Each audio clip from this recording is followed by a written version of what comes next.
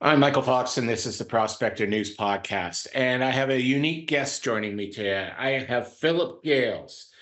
Phillip is a freelance business finance consultant who specializes in deep sea mining opportunities. Welcome to the show, Phillip.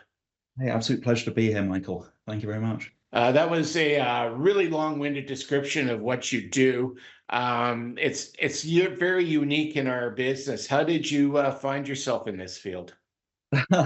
um, Stupidity and many bad choices. My background is I'm an engineer, and I used to work in the offshore oil and gas industry. I used to work on deep water drill ships, and I loved it, but I hated what it was doing to the environment. I went off and got my MBA from business school, and have ended up building heavy industry businesses, so entrepreneurship, tech companies, particularly supply chain and particularly AI related. And a couple of years ago, I was looking at some articles about this new thing, quote unquote, new thing called deep sea mining. And I saw one of the production support vessels that they're using. And I looked at it and I had a double take, and I was like, I think I've worked on that drill ship. And it turned out that I hadn't, but they were taking deep water drill ships, which, as I'm sure you're aware, are used to drill for oil and gas, which is using cars to drive around and pollute and cause climate change, etc. But these companies are taking deep water drill ships and they are modifying them to, at least at this stage, test and explore for mining subsea minerals. And these minerals are not just iron ores, etc. They are critical minerals. They're nickel, they're cobalt, they're copper, they're lithium. They're all the critical metals that we need for the energy transition, for batteries, for solar cells, for wind turbines, etc. And so I sat there going, wow, they are doing all the fun stuff that I used to love in the oil and gas industry, but in a way that helps the earth rather than destroying it. And that has, got me excited, got me interested, got me researching, got me knocking on people's doors and digging into this fascinating new opportunity and industry. That's a good way to describe it. I was first introduced to this as a concept, and it was introduced to me. In fairness, it was introduced to me very badly. It was introduced at the same time somebody else was pitching me. We were going to land rocket ships on an asteroid and bring the ore back to Earth, and my immediate reaction was, "You don't know much about physics. That doesn't work. The rocket ship would burn up on the atmosphere." So my initial reaction was to poo-poo it because of how it was introduced to me. But as I started to wrap my head around this as a concept, the Earth is 75% water and oceans.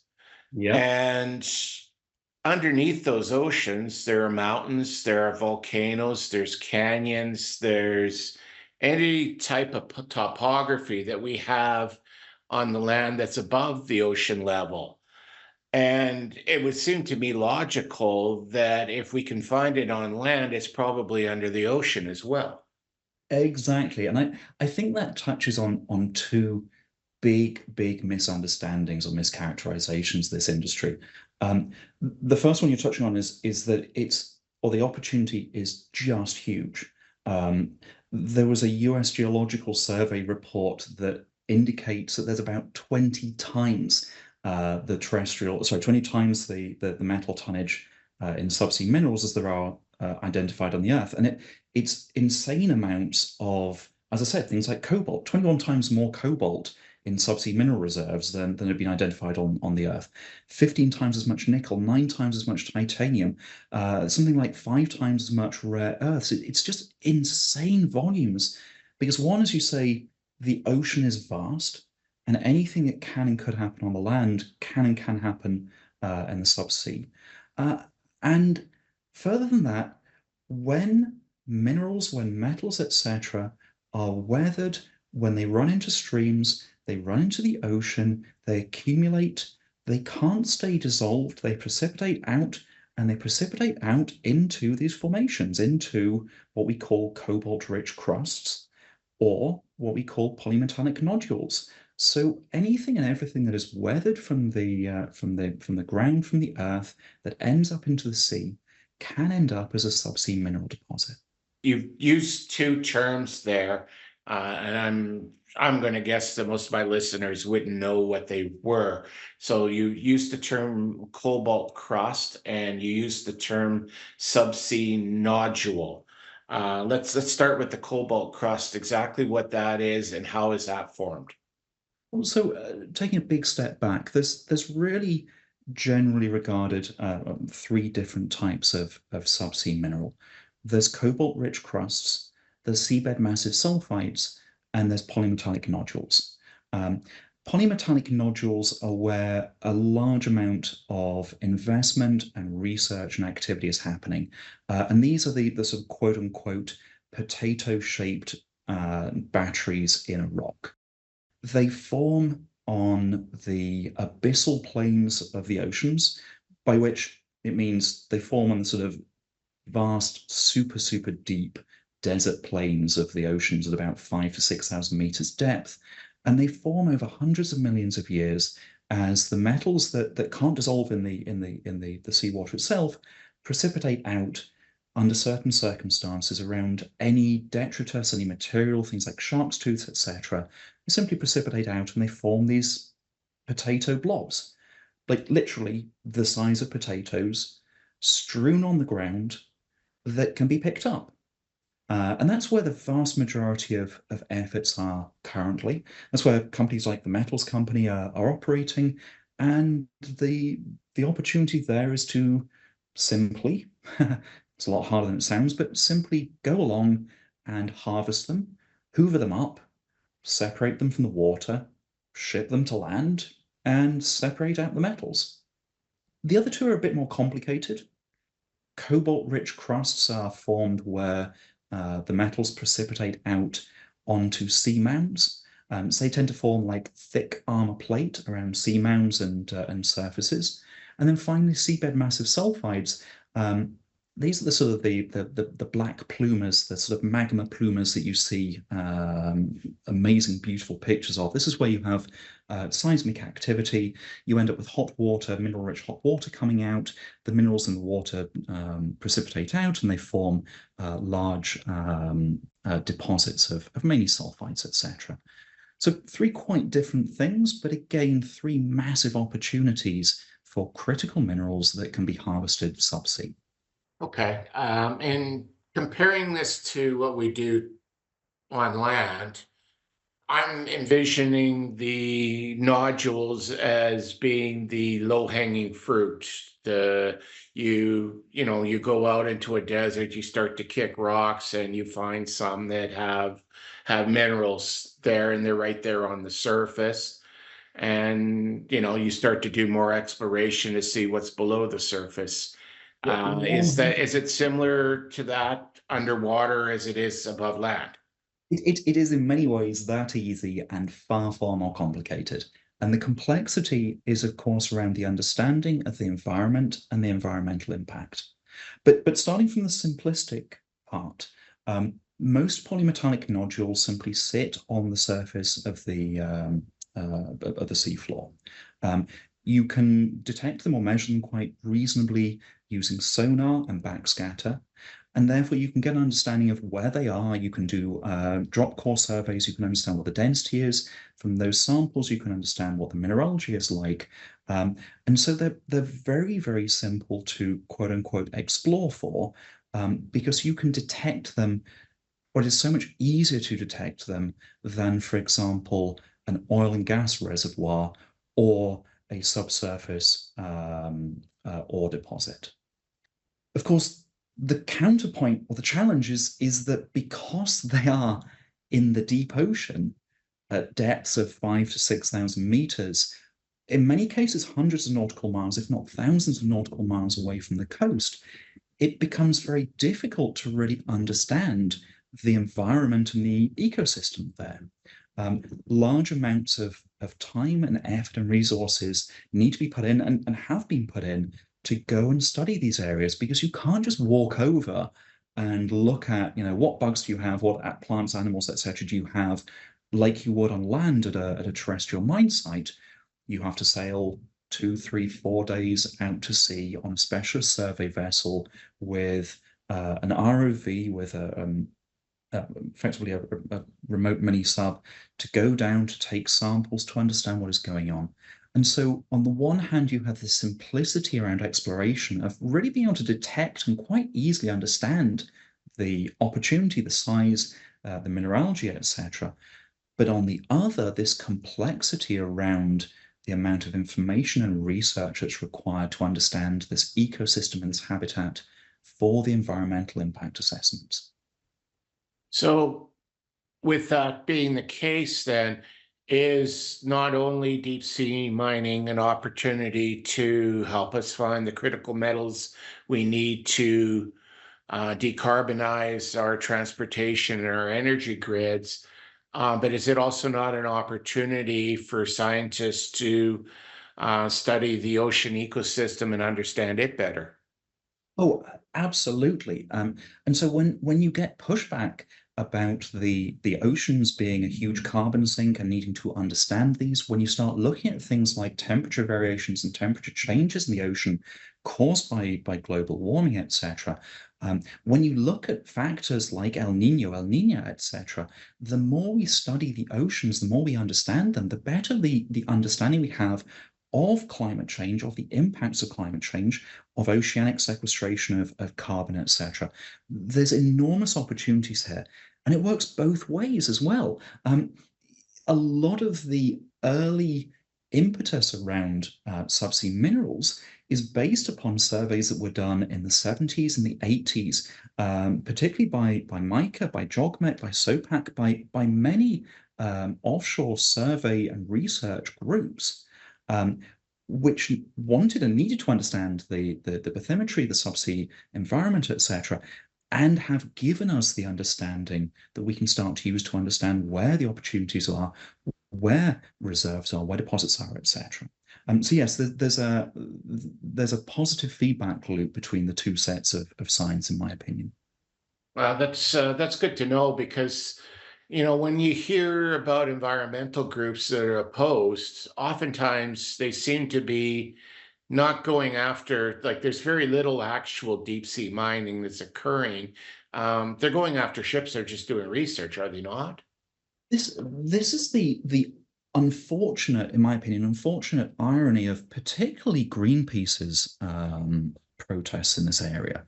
The entirety of the work that is being done at this point in time around deep sea mining is exploration and research work to build and to write environmental impact assessments. It is all about researching and understanding these deep sea ecosystems. And that's exactly what we need to do to understand if they will be impacted and if we can mitigate those impacts, and therefore if deep sea mining should go ahead or not. And that is not a certainty. That is something that needs good scientific research. And that is exactly what Greenpeace is calling for. And yet, unfortunately, many of these protests have actually stood in the way of that research in the first place. So the recent protests around the MV Coco were unfortunate and ironic because the MV Coco is a scientific research vessel carrying out scientific research.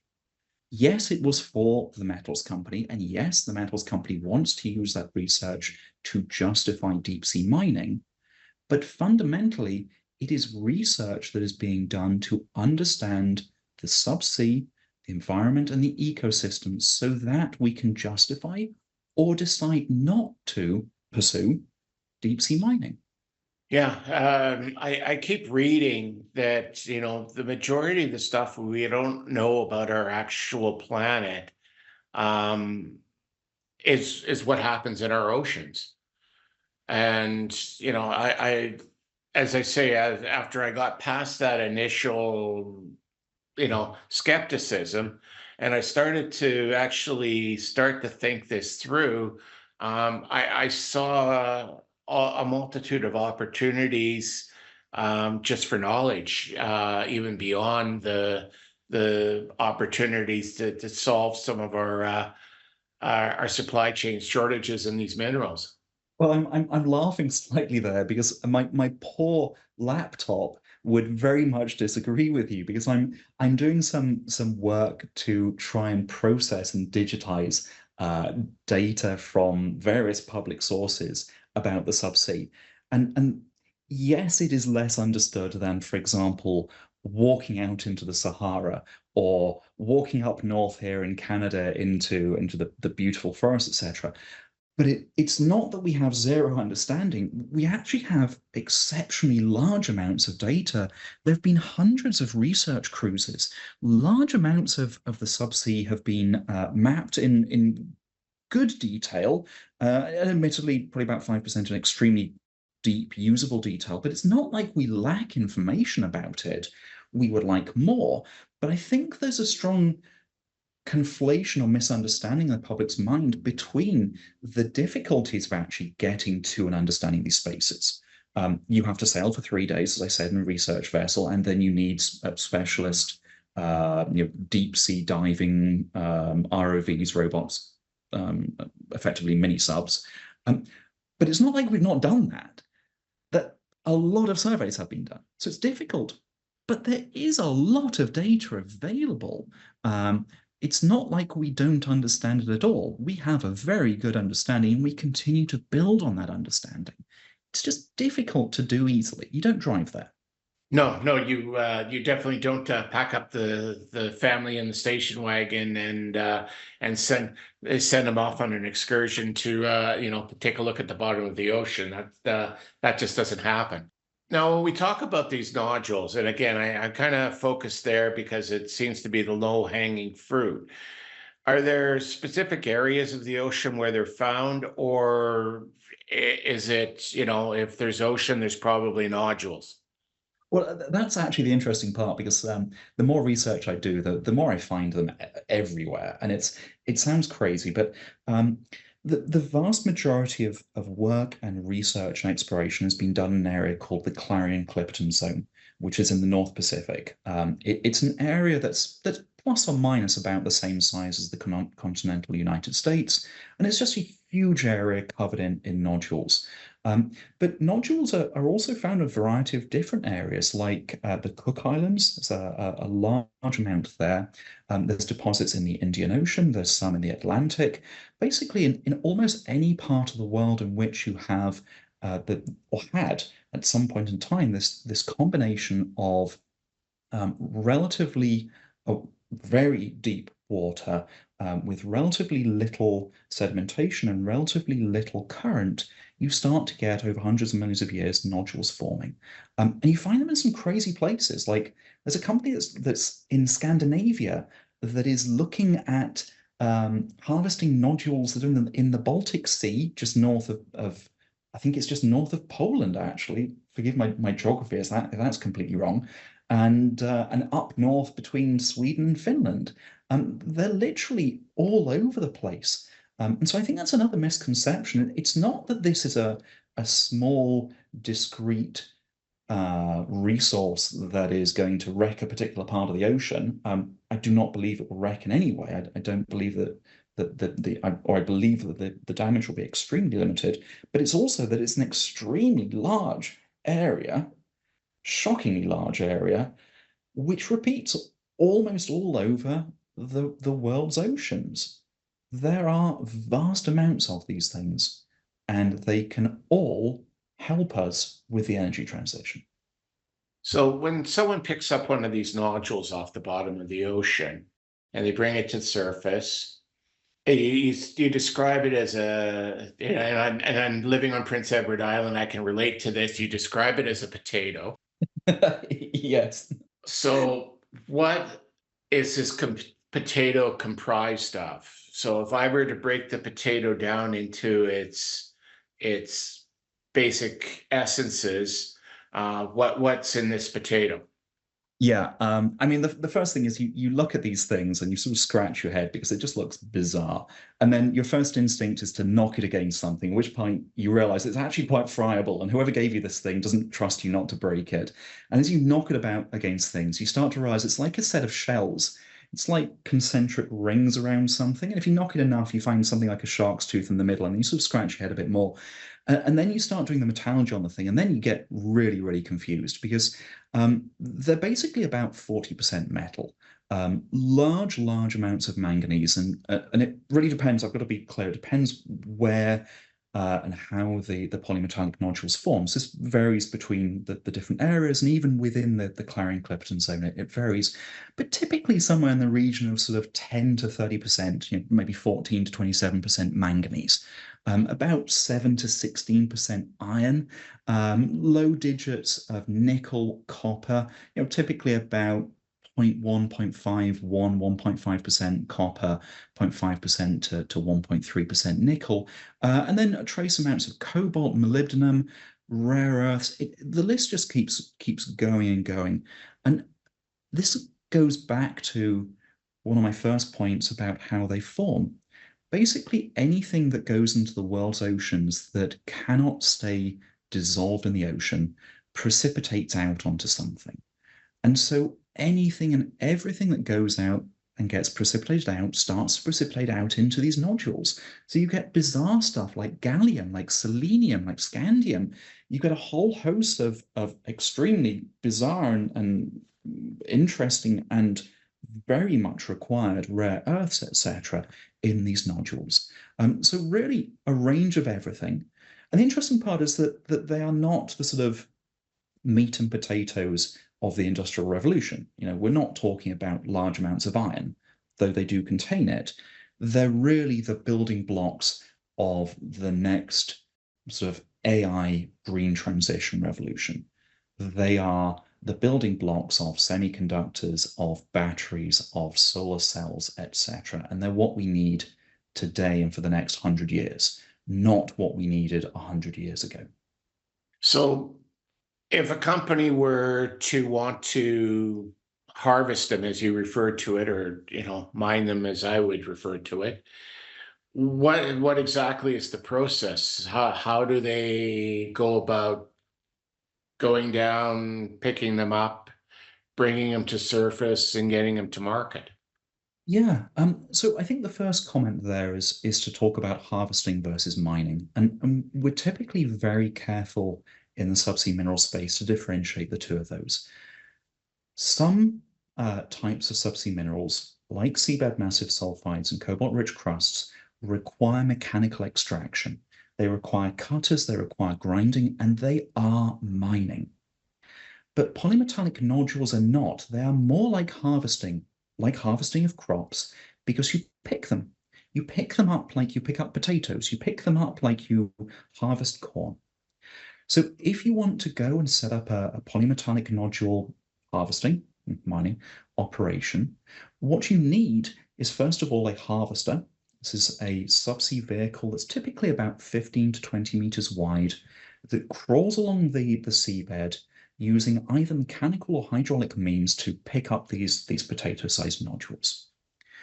So they gather the nodules, they sit in the harvester, and you've got them beautifully at 6,000 meters depth, and you need to get them up to the surface. So the next thing you need is what is called a riser and lift system, or a riser airlift system. And it's basically a large pipe. If you're from the oil and gas industry, it's your riser, right? It's literally a riser. It's a sort of 20 to 30-inch ID pipe, a number of lines down the outside, and a couple of different lift methods. One, as the name indicates, is an airlift system. You pump air down a line down the side, the air bubbles into the water, reduces the hydrostatic pressure. The water, or the hydrostatic pressure outside the riser, causes water to flow out the middle, and along with it come the nodules. So you sort of lift the nodules from 5,000, 6,000 meters, and on surface, you're suddenly getting hundreds of tons each hour of water and metal nodules. Well, you've got to do something with them. So the next step is you have to dewater them, you have to separate them. A couple of different ways you can do that. Centrifugal separation, perfect. Putting them over oil and gas shakers, literally shakers. Water shakes out, goes through the metal grid. The potato nodules tootle along and go off into a hopper, and then you need to store them until you can offload them. All this equipment is big, it's heavy, you're harvesting hundreds of tons per hour. Over a couple of days, you've got thousands and thousands of tons. So typically, most of the companies have converted deep water drill ships for the simple reason that most deep water drill ships are Samsung heavy industry 100,000-ton oil carriers. They have large bulk storage spaces. You can store 20, 30,000 tons worth of nodules in the hold. You sort of have a buffer there where you store them before offloading them to a bulk oil carrier to take to a processing facility. So really, it's simple. It's a harvester working 6,000 meters down, autonomous, that's 20 meters wide, that crawls along picking up nodules. It's 6 kilometers worth of riser with high pressure air and water, etc., to pull them up to the surface. And it's a 100,000-ton deep water drill ship carrying 20 to 30,000 tons worth of nodules with some heavy equipment on board. It's pretty simple stuff, really. But is it economical? Oh, yes, terrifyingly so. There are, and there have been a lot of very, very interesting articles around the economics of this. And I think the best one to my mind was one a couple of months ago that indicated that deep sea mining could potentially, and I quote, destroy $500 billion worth of value. And when you looked at how they defined that, the concern is that deep sea mining has, compared to terrestrial mining, a very, very low capex, a modest opex. Once you've finished with one site, you simply sail on to the next, and these extremely high abundance rates of very, very valuable critical minerals. And the result is opportunities where you're harvesting, say, 200 tons of nodules per hour. Those nodules are worth 1,000 to 1,500 bucks in terms of the metal content per ton. You've got operations that are going to do between 3 and 8 million tons per year. And you're looking at potential NPVs of around 6 to 20 billion per mine site. The operational or the OPEX component of this is modest. The value in the metals that are brought up is tremendous, and they are almost all metals where you have supply crunch problems, and their prices are high, fluctuating a bit in the case of nickel, but high and likely to go up higher. The economics are tremendous. So the next becomes regulation, geopolitics, and jurisdictional. If we're on the land, I'm a prospector. I stake a claim on the land, and then I explore it, and I get the minerals from the exploration that I get on the land that I've staked. So I have a claim to that. Is it the same for the deep sea mining? Because most of this isn't happening in anybody's national waters. This is international waters. How is it regulated, and what's stopping me from, infringing on somebody else's harvesting operation? Oh, absolutely. So I think the best way of starting that discussion is to talk a little bit about the history, because deep sea mining is not new. Back in the 1970s, there were 4 major consortia that actually built and operated and did pilot tests of polymetallic nodule harvesting in the CCZ. And unfortunately, all 4 of them failed because in the late 70s, early 80s, metal prices crashed, and because there were not the regulatory bodies in place to oversee and grant licenses for exactly the reason you're talking about. And what we've seen in the intervening 50 years, which is slightly terrifying, is a slow and steady growing world consensus around how we can regulate and potentially exploit these opportunities. And it comes from a number of very, very boring acronyms. UNCLOS, the UN Convention of the Law on the Seas, signed in 1982, put into effect in 1994, which established the International Seabed Authority in Kingston, Jamaica, who 7 years later, in 2001, started issuing the first exploration licenses to countries actually, to go and explore for subsea minerals.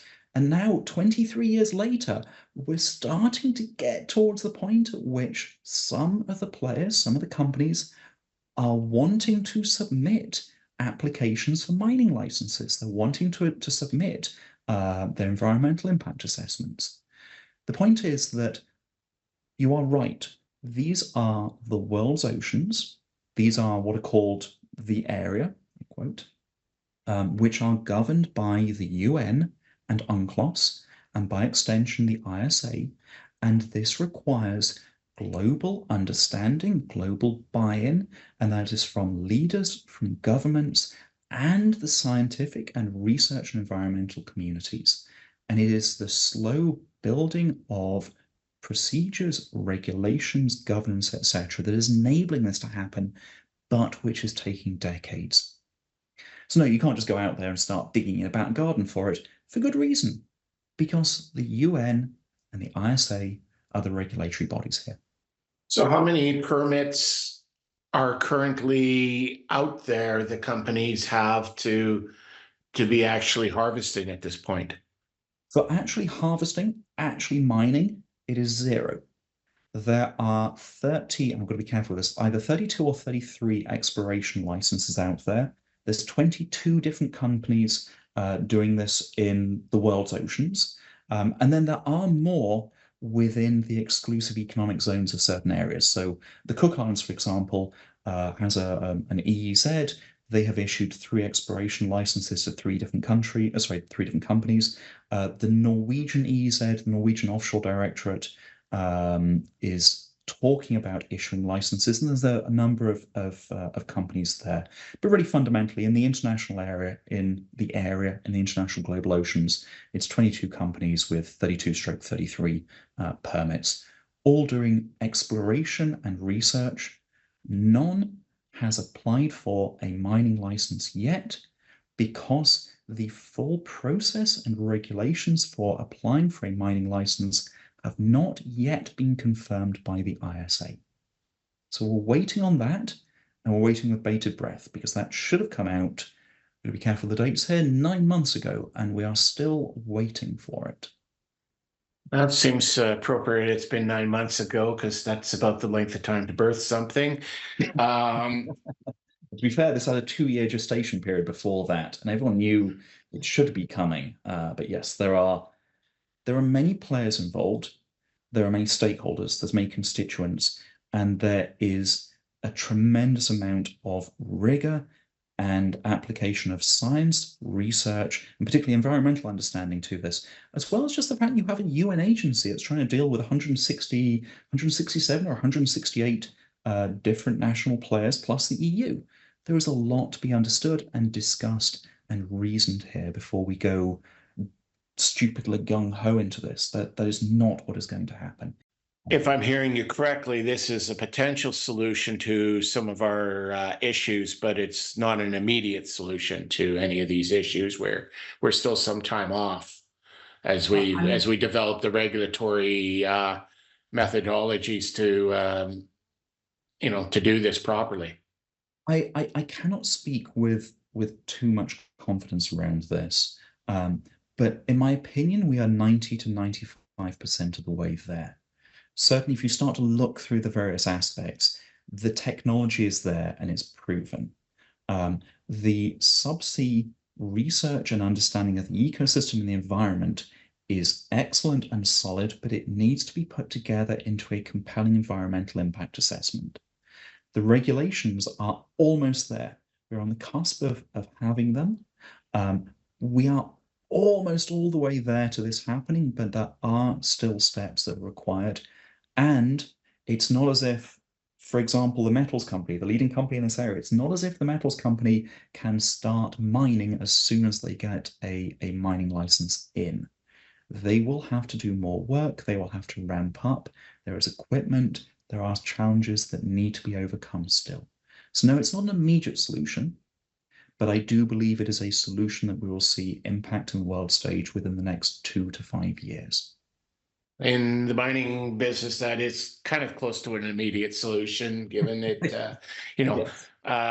permitting a mine to terrestrially can take up to 20 years in a lot of jurisdictions. So 2 to 5 years seems like nothing.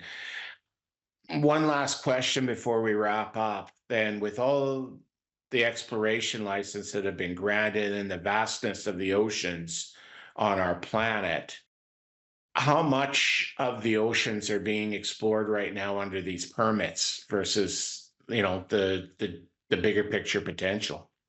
Do you know, I wish I had an exact figure for you there. But the analogy I was thinking about earlier when I was thinking about how to explain the size of the CCZ is that this is a little bit like finding batteries strewn across the Sahara Desert. And it's a little bit like talking about starting up a collection site of, a few hundred square kilometers in a little corner of the Sahara. That's what we're talking about here.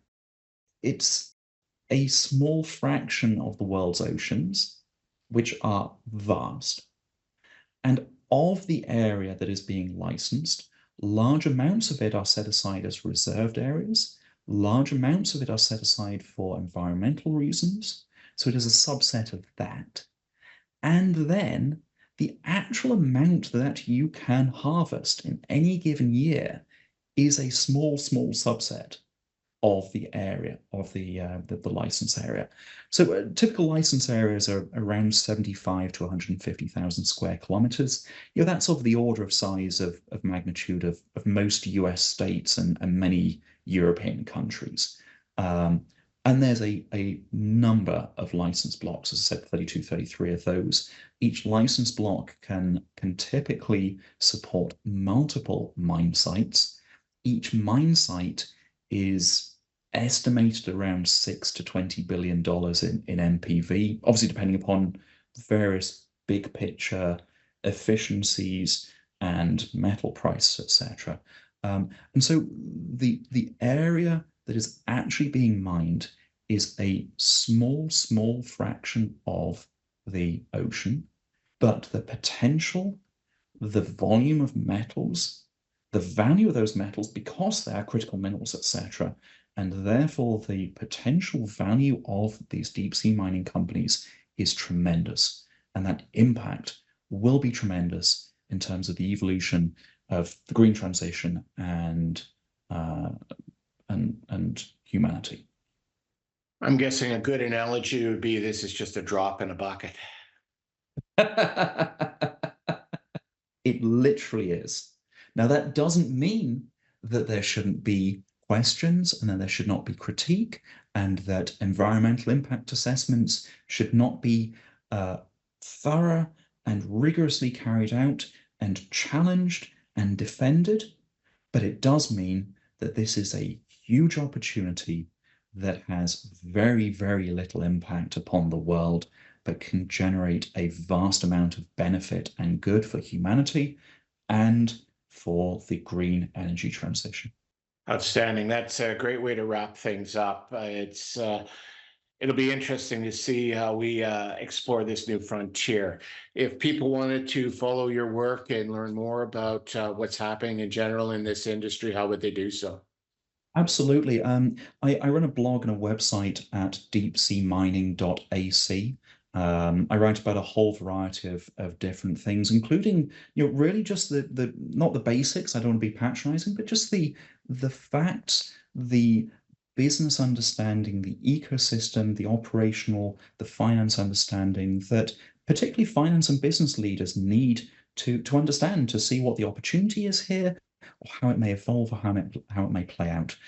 So a whole variety of articles, education pieces, visualizations at www.deepseamining.ac. Wonderful. Thank you very much for taking the time to talk to me today, and I look forward to having you back on as we discuss this pretty wide and interesting topic further.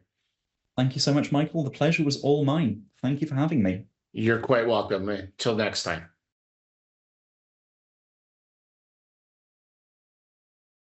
The Prospector News podcast is for educational purposes only. The opinions expressed are those of the participants and are not to be taken as investment advice. Listeners need to do their own due diligence and seek advice of a licensed investment advisor.